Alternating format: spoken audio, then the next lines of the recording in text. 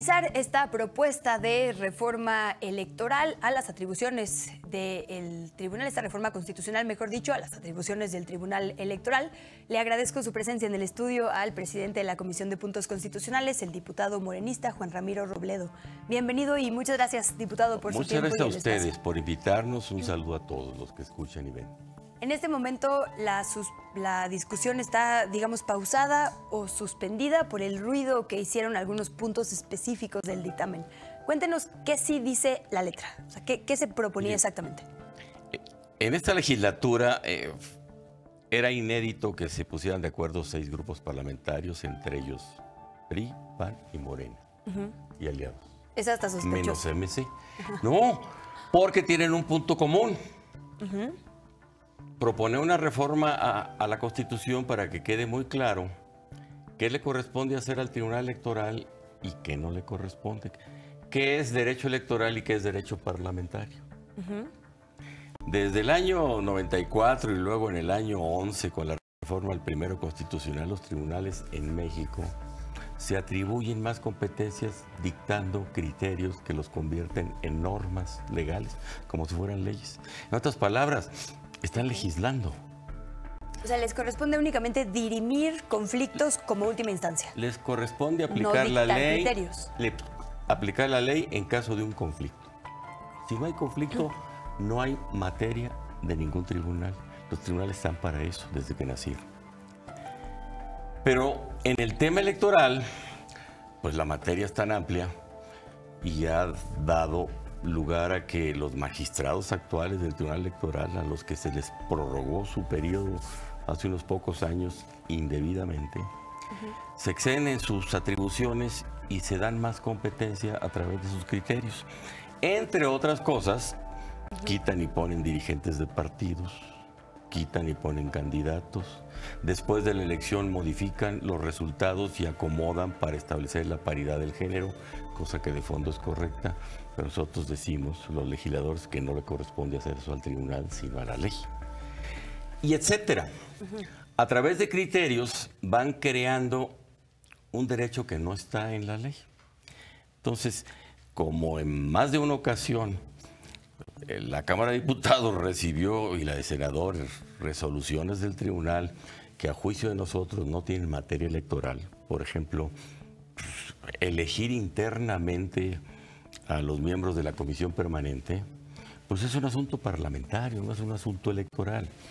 Entonces, todos de acuerdo en poner en la Constitución cosas bien claras, no para quitarle nada al tribunal. Ninguna atribución que le diera la Constitución, esas están respetadas totalmente, y las que le da la ley. No, para poner bien claro las atribuciones que no tiene y que está ejerciendo. Entonces, el primer planteamiento fue que aplique un criterio respetando la literalidad de la ley y, desde luego, tomando principios constitucionales de justicia electoral y de derechos humanos. Pero que los derechos humanos están en la ley y en la Constitución, no están en otra parte, no están en la nube, no les dable a ningún tribunal jalarlos y traerlos. Esa es una opinión que está a discusión, pero es la que ha prevalecido últimamente en el legislativo, que el tribunal sea respetuoso de la división de poderes, que aplique la ley y la interprete bajo esos criterios. Y entonces la primera propuesta fue esa. Que no interprete. Que no interprete creando nuevas normas. Déjeme ahí polemizar un poco por esto que hice de los ejemplos específicos. Hay quien criticó, digamos, en la esfera pública, en las discusiones, o incluso el único partido en contra de este dictamen, que nadie iba a regular, digamos, entonces a las dirigencias nacionales. Estuvo el ejemplo de una prórroga del PRI y de Morena, en las que tanto el INE como el tribunal se pronunciaron. Eso ya no podría pasar. Nada de eso es verdad. En el fondo, los legisladores de MC, sus coordinadores en la Jucopo, estaban de acuerdo en la intromisión excedida, indebida del tribunal. Pero su postura es no autorizar ni validar ninguna reforma electoral en todo este año 23. Entonces, pues se la respetamos, pero en el fondo no están en contra. O sea, solo podrían evitar la prórroga de un dirigente desde el tribunal si alguien se queja. Pero no... Si hay conflicto. Pero no es exactamente eso. El litigio no es la prórroga de los dirigentes. sino la creación de normas que no les corresponde como atribución a los tribunales, particularmente en este caso electoral.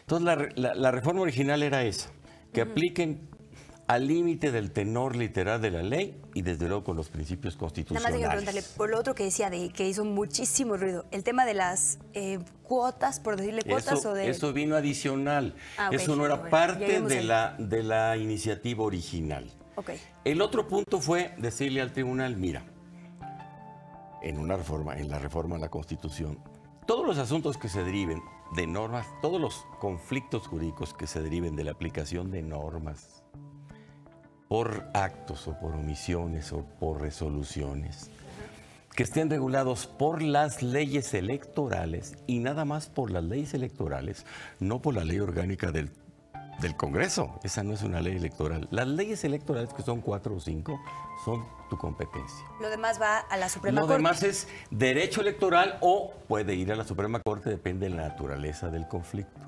Okay. Lo demás es derecho parlamentario, o puede ir a la Suprema Corte, depende del conflicto. Ese era originalmente el planteamiento.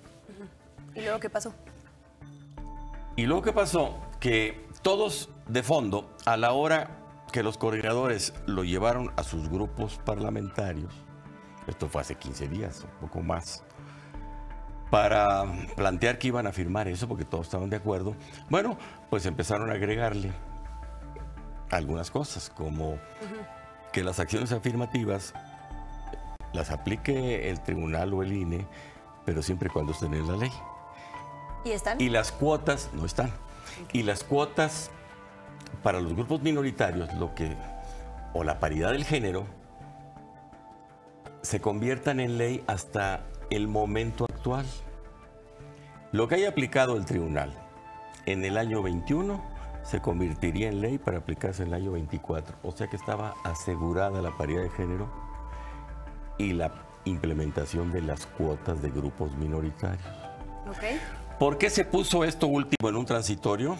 Diciendo, si el Congreso, después de aprobar esta reforma, no le alcanza a legislar de aquí para adelante, progresivamente lo que había se quedó ahí y se vuelve ley de aquí para adelante. Todos los espacios para personas indígenas, de la diversidad, mujeres, migrantes, eso automáticamente se convertía en ley. Pero, por ejemplo, la determinación del tribunal de que la consejera presidenta del INE tuviera que ser mujer, eso, pues como no había ningún antecedente, no lo podía hacer ahora el tribunal, lo hubiera tenido que hacer el Congreso. El tribunal dice, como tú, Congreso, no has legislado, entonces yo interpreto y tengo que darle el alcance progresivo a los derechos de las mujeres, que son el género que históricamente en la sociedad mexicana ha estado relegado y sin las mismas oportunidades. Entonces, la paridad de género hoy se entiende a favor de las mujeres, pero también puede ser a favor de los hombres.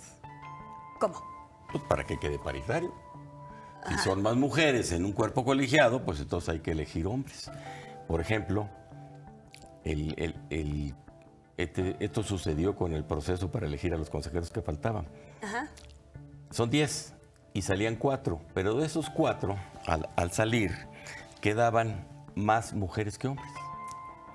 Entonces el propio tribunal dijo, de las 4 quintetas, nadie se lo pidió, pero llegó con una sentencia y lo dijo. Y no le dio vista a la Cámara. Oficiosamente, como una suspensión de plano, como quien recibe la demanda y ordena, suponiendo que tiene razón la demanda, sin antes escuchar al demandado.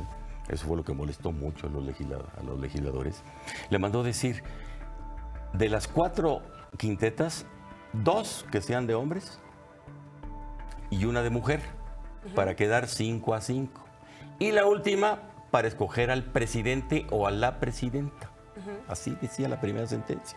Pues muy bien, se modificó la convocatoria y se acató esa sentencia, no porque quisiéramos o no porque aceptáramos que el tribunal tiene facultades para hacerlo, pero en aras de no perturbar un procedimiento tan importante como la elección de los consejeros que se iban a sustituir. Muy bien, le hacemos caso. Entonces, digamos que ahora quedaría establecido que eso no lo puede mandó hacer el tribunal. Un día antes de la Navidad. Regresamos en enero y más quejas que llegaron 2 de un hombre quejándose de que si hoy había presidente hombre en el Consejo del INE, la siguiente debía ser mujer. Y el tribunal dictó otra sentencia diciendo Cámara de Diputados, siempre no. La última quinteta que sea exclusivamente de mujeres. En la última quinteta se iba a poner tres mujeres y 2 hombres para el caso de que hubiera sorteo, para el caso de que no hubiera acuerdos políticos que consensaran con la mayoría calificada. No podemos firmar, que nos autoricen nuestras dirigencias, y se abrió un espacio de aquí al lunes para que en definitiva se diga en qué podría ir en consenso esta reserva, que modificar el dictamen para que finalmente de común acuerdo llegara solamente con la disidencia de MC al Pleno de la Cámara en esta semana. Y si se da el lunes, pues bien, tendremos reforma constitucional. Y si no se da, pues irán las cosas como están. Y entonces digamos que la médula en el último, por lo menos, documento que tiene usted es: tendrían que quedar establecidas, ya legisladas oficialmente, letra de la los grupos Constitución, minoritarios, para que el tribunal no pueda interpretar ya. Otra reforma aquí, Ajá. otra adición es que los partidos quedan obligados a cumplir con la paridad de género para constituir sus órganos que sean colegiados, sus asambleas, sus consejos. O sea, el tema es: el tribunal ya no puede llenar vacíos, lo tiene que hacer forzosamente la Cámara, y solo lo que esté escrito en piedra, pero el tribunal los aplica. Los partidos quedan obligados a cumplir con paridad de género y grupos minoritarios. La ley lo va a decir. Si hubiera un conflicto, el tribunal resuelve. Okay. Eso sí sería materia de... Nosotros decimos que el tribunal termina su función cuando el diputado protesta y dice y asume el cargo. Los magistrados dicen que sigue siendo un representante de los electores y que por eso lo que pide el diputado, porque no lo pusieron en la comisión, es materia de ir al tribunal. Nosotros decimos, bueno, Carlos, ¿cuáles electores? Unos del distrito X de Veracruz, unos votaron a favor de este y otros votaron en contra, unos están a favor del aborto y otros en contra. ¿A quiénes representas? No puede ser así, en otras palabras. Es únicamente estas atribuciones, digamos, que nos dice, nada ya de cómo se eligen magistrados ni magistradas, nada de la estructura. Que aplique al tenor de la ley, sin perjuicio de los derechos electorales de los ciudadanos adquiridos, sin perjuicio de los principios constitucionales en el tema. Pues ahí está, veremos de aquí al próximo lunes. Entonces, vamos a ver qué pasa. Si hay humo blanco, como quien dice. Muchísimas gracias, diputado. A usted muchas gracias. Juan Ramiro Robledo.